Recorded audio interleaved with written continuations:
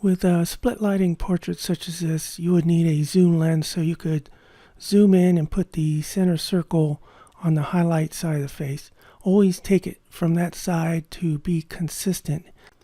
And I do a flash exposure lock on every portrait I take when using on-camera flash.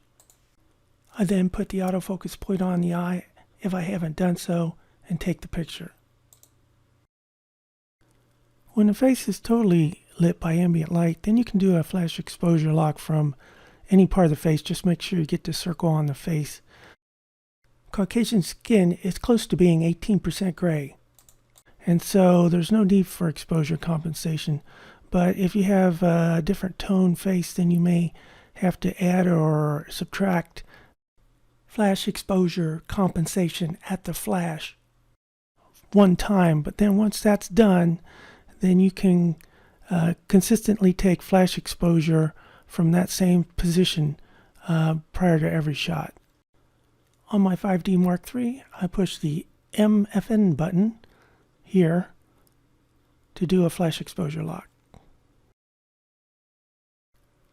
This here picture shows a flash exposure lock button.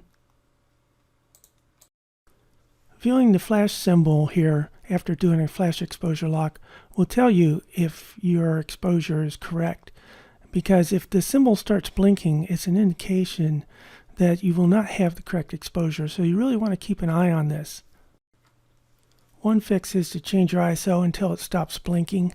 Another is to change your shutter speed or your aperture until it stops blinking.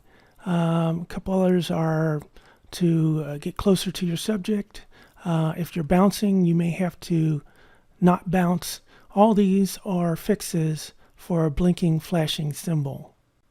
And don't forget battery power. Your batteries may also be running down, and that's another indication when you have a flashing symbol.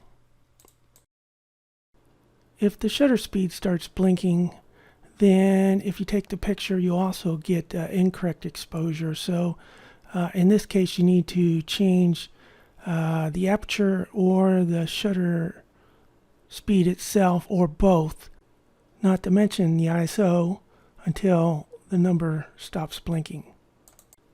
Pay attention to the information the camera is giving you when you're looking through the viewfinder. This way you pretty much know exactly whether you're getting good exposure or not.